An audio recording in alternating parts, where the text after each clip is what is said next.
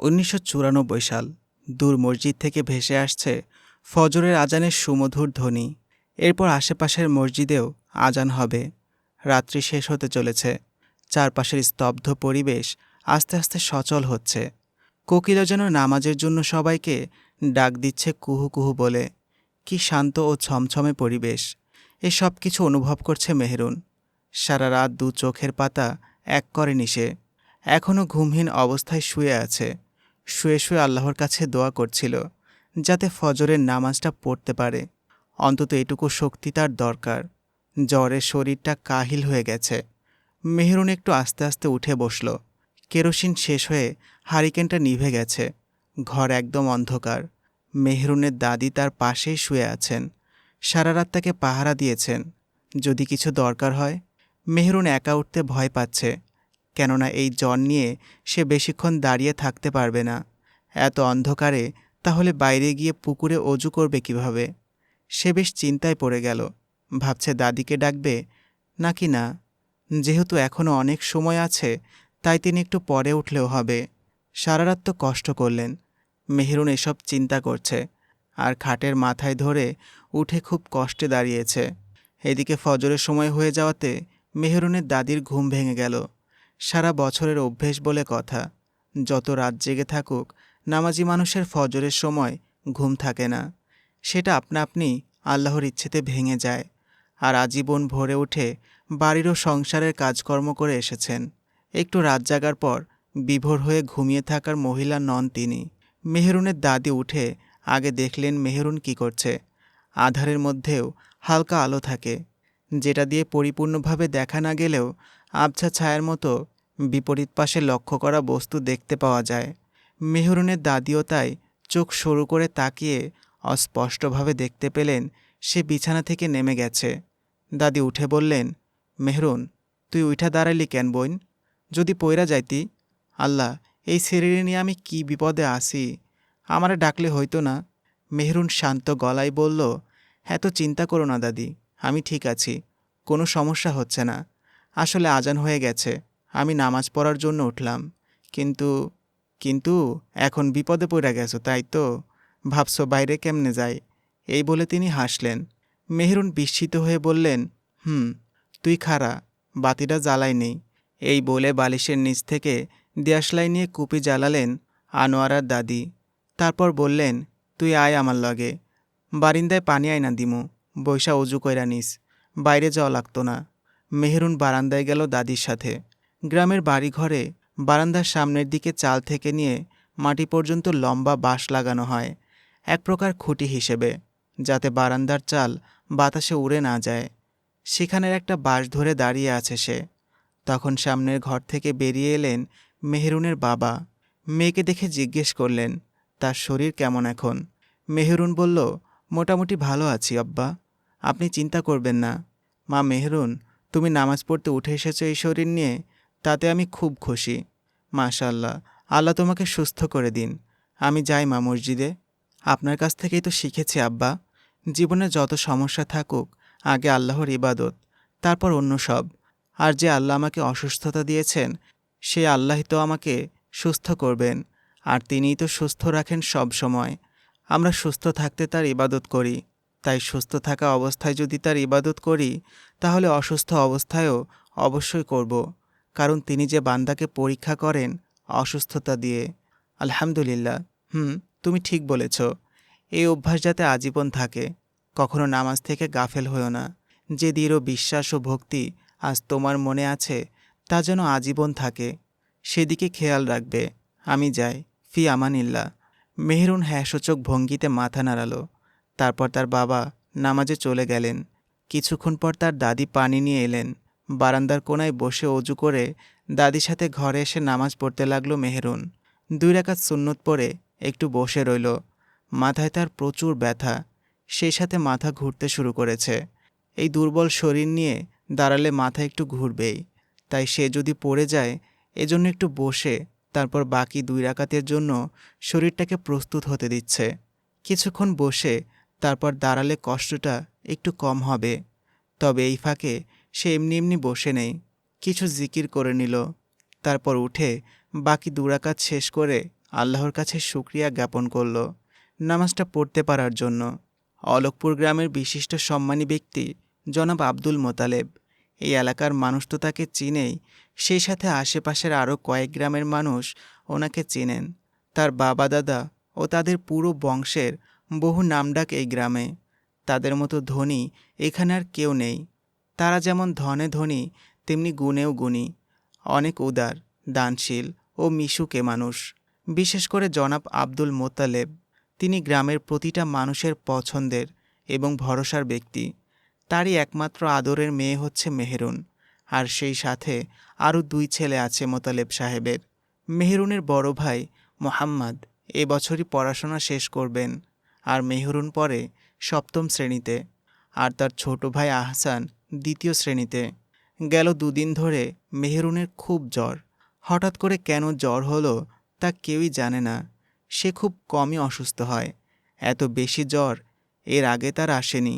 তার বাবা মোতালেব সাহেব চিন্তায় অস্থির হয়ে আছেন মেয়ের জন্য। এমনিতেই খাবার খেতে অনীহা মেহেরুনের, তার উপর এখন অসুস্থ হয়ে কিছুই খায় না সে। ফুলের মতো চেহারাটা শুকিয়ে আছে, চোখের চারপাশ পুরো কালো হয়ে গেছে। এমন প্রাণোচ্ছল, হাসি খুশি ও শান্ত মেয়ের এই অবস্থা সহ্য হচ্ছে না বাড়ির কারোরই। ফজরের নামাজ শেষ করে মসজিদে বসে আছেন মোতালেব সাহেব। তখন গ্রামের একজন লোক এসে তাকে ডাকতে লাগলো বাইরে আসার জন্য। তিনি বের হয়ে এসে লোকটাকে সালাম দিলেন। আসসালামু আলাইকুম, কেমন আছেন ভাই সাহেব? ওয়ালাইকুম আসসালাম, ভালো আর কেমনে থাকি ভাই। এইবার একটু বেশি করে ধান চাষ করতে চাইছিলাম, পুরাটা খেতেই ধান লাগাইছিলাম, কিন্তু এখন বিপদে পড়লাম ভাই, আপনার কাছে আইলাম সেই জন্যই। আল্লাহ সাহায্য করবেন। তা কি বিপদ হয়েছে আপনার?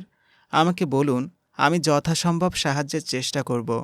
জমিতে কিছু পানি দেওয়া লাগবো, আর পুষ্টিও তো লাগে, তাই না? আমার কাছে টাকা নাই, সব খরচা হয়ে গেছে। আপনি যদি আমারে কিছু টাকার ব্যবস্থা কইরা দিতেন, আমি আপনার টাকা আবার ফেরত দিয়া দিমু।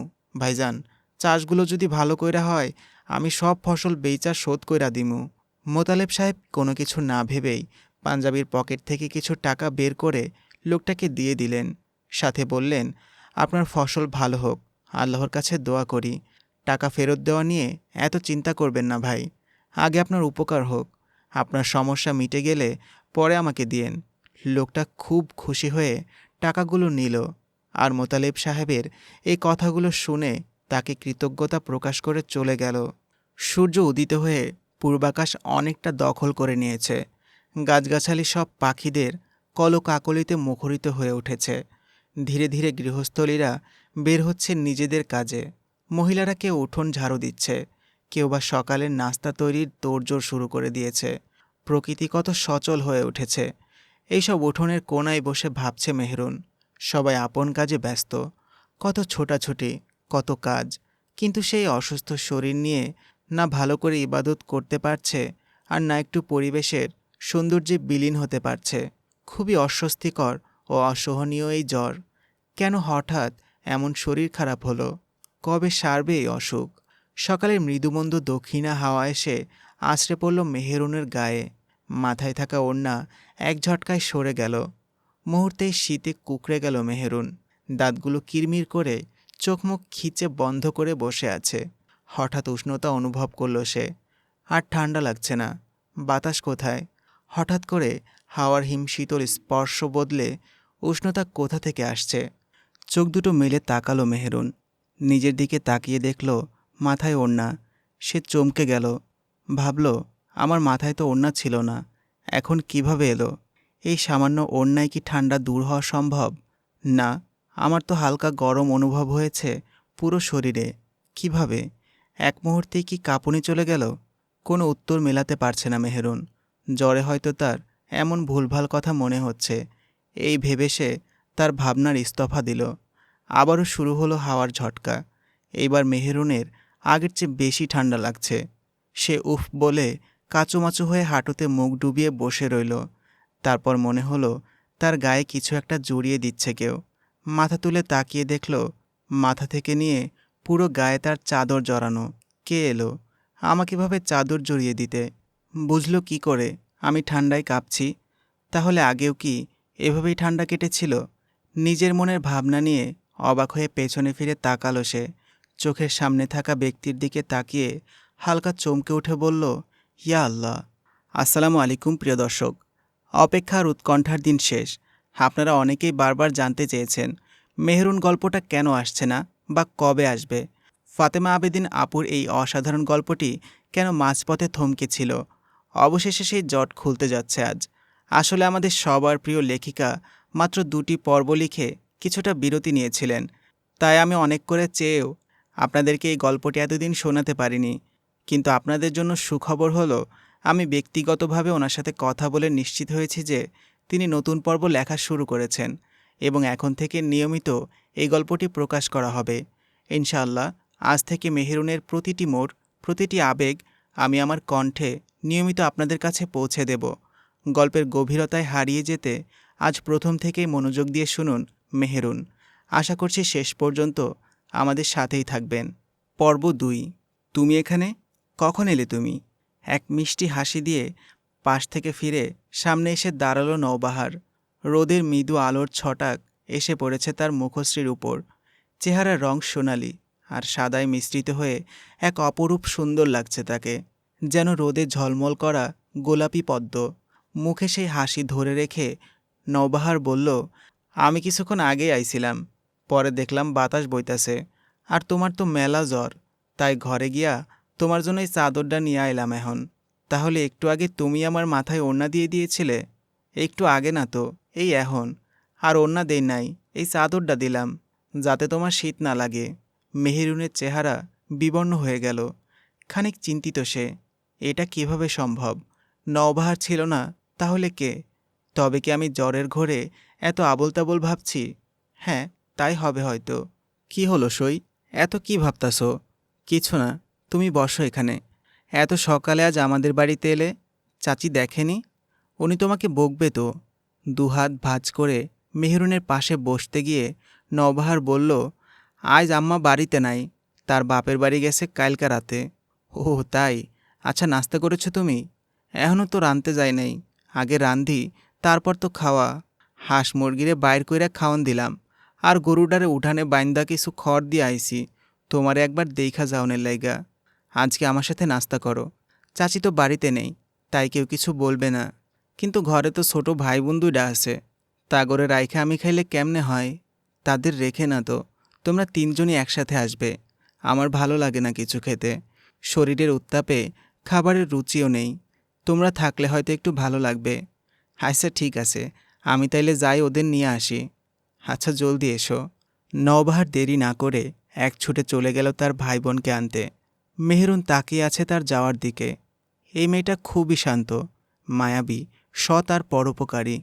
তাকে সবাই খুব পছন্দ করে, এমনকি তাকে কেউ কখনো কোনো কারণ নিয়ে খারাপ বলতে পারবে না। মামরা মেয়ে নওবাহার, তাকেও তার আরও 2 ভাই বোনকে রেখে জ্বরাক্রান্ত হয়ে মারা যায় তার মা। বাবা কিছুদিন পরে আরেক বিয়ে করেন। সবাই ভেবেছিল ছোট্ট বাচ্চা 3টাকে নতুন বউ আগলে রাখবে। সে আপন বাহুতে বাচ্চাদের আগলে পরম মমতা ভরে রাখবে নিজের মায়ের মতো করে। কিন্তু তা আর হলো কই। বিয়ের কিছুদিন পরেই বেরিয়ে এলো তার আসল রূপ। নওবাহারের বয়স তখন 9 বছর। দিনরাত তাকে দিয়ে ঘরের সমস্ত কাজ করানো শুরু হলো তার সৎ মায়ের। সারাদিন কাজ করিয়ে ঠিকমতো খেতে দেয় না তাকে। এই অত্যাচার সে না হয় মুখ বুজে সহ্য করে নিল, কিন্তু তার ছোট ভাই বোন 2টো তো পারে না। ওদেরকে মায়ের অবর্তমানে নওবাহারই আগলে রাখে, নিজে সমস্ত কাজ করে যাতে ওদের কিছু না করতে হয়। কখনো দুবেলা ঠান্ডা খাবার খেতে পায়, আবার কখনো কোনো খাবার দেয় না তার মা। চেয়ে নিয়ে অল্প যেটুকু খাবার পায় তা ভাই বোনদের দিয়ে দেয়। এসব ভেবে খানিক দীর্ঘশ্বাস ছেড়ে গায়ে থাকা চাদরের দিকে তাকালো মেহেরুন। এটা পরম যত্ন ভরে তার গায়ে আগলে দিয়েছে তার সই। মেহেরুনের বাল্যকালের খেলার সাথী নওবাহার। একই সাথে দুজনের বেড়ে ওঠা, খেলাধুলা, পড়াশোনা আর সুখ দুঃখ ভাগ করে নেওয়া। চাদরটা 2 হাতে মেলে নিয়ে আবার ভালো করে পুরো গায়ে জড়িয়ে নিল মেহেরুন। মেহেরুনের বাবা চাচারা সবাই এক বাড়িতে একসাথে থাকে, তাই কারোর ঘরে কোনো একটা তরকারি রান্না হলে সেটা বাড়ির অন্য বাচ্চা বা বড়দের জন্য দেওয়া হয়। মেহেরুনের জ্বর হওয়ায় তার মুখে কোনো রুচি নেই, তাই তার মেঝো চাচি বেশ ঝালঝাল করে আলু ভর্তা করেছেন। দেশি ছোট আলু হালকা পানি দিয়ে পোড়া পোড়া করে সেদ্ধ করা হয়েছে। তাতে পেঁয়াজ কুচি আর ধনেপাতা কুচি দিয়ে কষলে নিজেদের ঘানি ভাঙা সরিষার তেল দিয়ে মাখা গরম ভাত দিয়ে তিনি নিজেই মেখে মেহরুনের মুখে পুরে দিচ্ছেন। গরম ভাত আর আলুর এই ঘ্রাণে মেহরুনের খেতে খুব ভালো লাগলো। সেই সাথে মুখে যখন সেদ্ধ করা কাঁচা মরিচের ঝাল লেপ্টে যেতে থাকলো, তখন জিহ্বায় লাগা তেতো ভাবটা কেটে যায়। বিছানায় পিঠ এলিয়ে কাঁথা মুড়ে বসে বসে খেয়ে নিল মেহেরুন। চাচি পানির গ্লাসটা এগিয়ে দিয়ে বললেন, দেখছো এমনে করে খাইতে কত ভালো লাগে। খাওনের আগেই তো না কুচা করছিলা, এখন এতটি ভাত কার পেটে গেছে। মেহেরুন দুষ্টু হাসি দিয়ে বলল, চাচি আম্মা, আমি কি বুঝেছিলাম এত ভালো লাগবে খেতে? আমার তো বমি পায়, আপনি জানেন। সকালে নওবাহারের সাথে খেয়েছি, কিছুক্ষণ পরে গড়গড় করে বমি করে পেটের মধ্যে থেকে সব বেরিয়ে গেল। তাই ভয়ে আমার আর খেতে মন চায় না, যদি আবার বমি করি। আচ্ছা বুঝলাম, এখন শরীর কিরাম লাগতেছে? আলহামদুলিল্লাহ ভালোই, কিন্তু মনে হচ্ছে আবারও মাথা ঘুরবে। তাইলে এখন কতক্ষণ জিরাও তুমি, আমি যাই। তোমার দাদার একটু সালুন আর ভত্তা দিগা, আব্বা মনে হয় খাইতে বয়া পড়ছে। এই বলে ঘরে চলে গেলেন মেহেরুনের মেঝো চাচি। মেহেরুনের মা কাজ শেষ করে নামাজ পড়ছেন। মেহেরুন বসে বসে একটু জিকির করতে চাইল। তার মা বলেছেন, অসুস্থ অবস্থায় আল্লাহকে বেশি বেশি ডাকতে, সূরা কালাম পড়লে মনে শান্তি আসবে। তাই মেহেরুন যে সূরা আর তাসবি পারে সেগুলো পড়ছে। পড়তে পড়তে তার ঘুম এসে পড়েছে। কিছুক্ষণ পর ঘুমের মধ্যে হঠাৎ তার শরীর কেমন অসাড় হয়ে এলো। মেহেরুনের মনে হলো তার মুখের ওপর হালকা করে বাতাস লাগছে, হাত দুটো অবশ হয়ে গেছে। মেহেরুন খুব চেষ্টা করছে চোখ মেলে তাকানোর, কিন্তু কিছুতেই চোখ মেলে তাকাতে পারছে না। ধীরে ধীরে তার পায়ের তলা পর্যন্ত শক্তিহীন ও অবশ হয়ে উঠল। বাতাসটা তার মুখের উপর থেকে সরে গেছে। মেহেরুনের নিঃশ্বাস থমকে যাচ্ছে, মনে হচ্ছে দম আটকে আসছে। নাক দিয়ে পুরো নিঃশ্বাস নিতে পারছে না, তাই মুখ ফাঁক করে দম ছাড়ার চেষ্টা করল, কিন্তু মুখটা মেলতে পারছে না। অনেকক্ষণ ধরে নড়াচড়ার চেষ্টা করছে মেহেরুন। এবার তার মনে হচ্ছে আর পারবে না দম নিতে, সে হয়তো দম আটকে মরেই যাবে। চিৎকার দিয়ে মাকে ডাকতে যেও পারল না। নামাজ শেষ করে মেয়েকে দেখার জন্য ঘরে এলেন জোহরা বেগম। এসে দেখলেন তার মেয়ে চিত হয়ে শুয়ে আছে, কোনো সাড়া শব্দ নেই। তিনি তার জ্বর কমছে কিনা তা দেখার জন্য কপালে হাত দিলেন। দিতেই দেখলেন গা আগের চেয়ে খুব বেশি গরম হয়ে আছে। তার নিজের হাতটাই যেন গরমে উত্তপ্ত হয়ে যাচ্ছে। একমাত্র মেয়েকে আদর করে তুমি বলে ডাকেন জোহরা বেগম। তিনি মেহেরুনকে ডাকলেন, মেহু, মেহু, কেমন লাগছে রে মা? তোমার গা তো পুড়ে যাচ্ছে। এই বলে মেহেরুনকে ধাক্কা দিলেন তিনি। মেহেরুন চোখ মেলে তাকিয়েই তার মায়ের হাত খপ করে ধরল আর অস্পষ্ট স্বরে বলল, ওই যে দেখো, বাইরে দেখো, তুমি দেখতে পাচ্ছ কত সুন্দর কৃষ্ণচূড়া ফুলের ঘ্রাণ ছড়িয়ে আছে। দেখো মা, দেখো কত সুন্দর প্রজাপতি উড়ে যায় ওখানে। নীল নীল প্রজাপতিরা ফুলের ঘ্রাণে ছুটে এসেছে। এই বলে আবার হঠাৎ হু হু করে কেঁদে উঠল মেহেরুন। দুর্বল শরীর নিয়ে মায়ের হাত শক্ত করে চেপে ধরে উঠে বসল। তারপর বলল, আমি মরে যাব মা, আমার দম আটকে যায়। আমাকে তুমি না ডাকলে আমি মরেই যেতাম। এই জ্বর আমাকে মেরে ফেলবে, বুঝলে তুমি? সবাই ভালো থেকো তোমরা, ঠিক আছে? আমি মরে যাব মা। জহুরা বেগম মেয়ের এমন কথায় আঁতকে উঠলেন। তার মুখখানি দুহাতে ছুঁয়ে দিয়ে তারপর বুকের মধ্যে আগলে নিয়ে বললেন, এমন কথা বলতে হয় না মা, কিচ্ছু হবে না তোমার। এই দেখো, মা তো তোমার পাশেই বসে আছি। জ্বর খুব তীব্র হওয়ায় এসব কথা বলছে মেহেরুন। তাই জহুরা বেগম একটু জোরে আওয়াজ দিয়ে তার শাশুড়িকে ডাকলেন। বললেন, আম্মা, আম্মা, জলদি এ ঘরে আসুন। আপনার নাতনি কেমন যেন করছে, ওর গায়ের তাপ আরও বেড়ে গেছে আম্মা। মেহেরুনের দাদি তার জন্য দোয়া পড়ে পানিতে ফু দিচ্ছিলেন। পড়া পানি খাওয়ালে হয়তো ওর একটু ভালো লাগবে ভেবে তিনি পানির গ্লাসটা হাতে নিয়ে মেহেরুনের ঘরে এলেন। এসে জিজ্ঞেস করলেন, কী হয়েছে আমার নাতনির? আম্মা, আপনার নাতনি কী সব আবোল তাবোল বকে যাচ্ছে সেই তখন থেকে। বলছে নীল নীল প্রজাপতি নাকি কৃষ্ণচূড়া গাছের পাশে উড়ে বেড়াচ্ছে, ফুলের ঘ্রাণে নাকি তারা এসেছে। আপনিই বলুন, কৃষ্ণচূড়ার ফুলে কি কোনো ঘ্রাণ আছে? আর বলছে আমি মরে যাব মা। এখন আপনি বলেন, এমন কথা শুনলে আমার কলিজায় পানি থাকে। আল্লাহ, আমার মেয়েটাকে ভালো করে দিন, আমার ভালো লাগছে না। ওর এই অবস্থা দেখে আমার ভালো লাগছে না। মেহেরুনের দাদি বললেন, চিন্তা করো না বউ, হুট করে জ্বর আইছে তো, হেল লাগে এত কথা কইতাছে। তুমি এই পরা পানিটা ওরে খাওয়াই দাও। আমি যাই, একটু বালতিতে দিয়া পানি নিয়ে আসি। ওর মাথায় পানি ঢালতে হইব, তাইলে একটু মাথাটা ঠান্ডা হইব। জোহরা বেগমকে এখনও জড়িয়ে ধরে আছে মেহরুন। তিনি পানির গ্লাসটা হাতে নিয়ে বললেন, ওঠো মা, একটু পরা পানি খেয়ে নাও। এই বলে মেহরুনের মাথাটা তুলে দেখলেন সে চোখ দুটো বন্ধ করে আছে, আর তার শরীর কেমন নড়বড়ে হয়ে গেছে। মাথা ঘাড়ের ওপর কাত করে নিল সে। জোহরা বেগম কেঁদে উঠে বললেন, মেহু, কি হয়েছে তোমার? এই বলে চিৎকার করে উঠলেন তিনি। তার চিৎকারে ও ঘর থেকে মেহরুনের মেঝো চাচি ছুটে এলেন। সাথে মেহরুনের দাদা, বড় চাচি আর তার মেয়েও ছুটে এলো। সবাই এসে দেখল মেহরুন চোখ বন্ধ করে বিছানায় শুয়ে আছে। তার মা তার হাত মালিশ করছেন আর কেঁদে কেঁদে তাকে ডাকছেন। বড় চাচি এসে বললেন, জ্ঞান হারাইছে মনে হয়, পানি ছিটাই তৈব।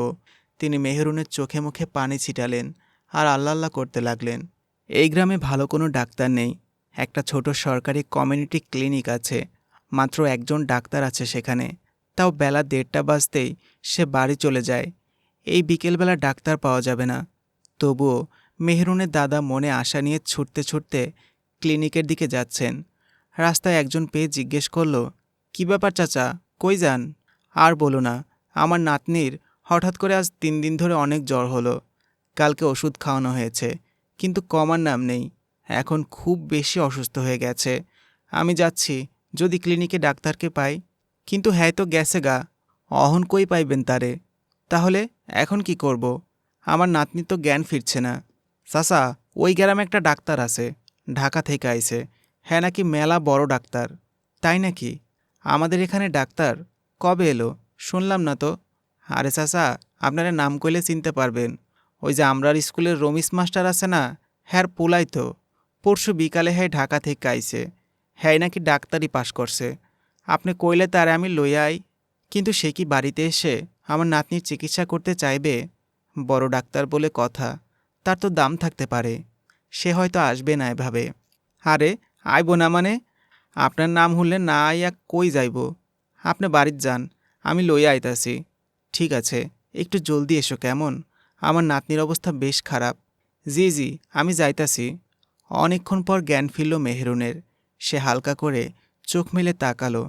তার দুপাশে তার দাদা দাদি আর বাবা বসে আছেন, আর তার সামনে একটা বেতের মোড়ায় কেউ একজন বসে আছে। মেহরুনের চোখ এখনও ঝাপসা ঝাপসা লাগছে। সে দেখতে পাচ্ছে না এখানে কারা আছে। চোখ খুলে নিজে শিয়রে থাকা মানুষের দিকে তাকালো আর হালকা আওয়াজে বলল, কে এখানে?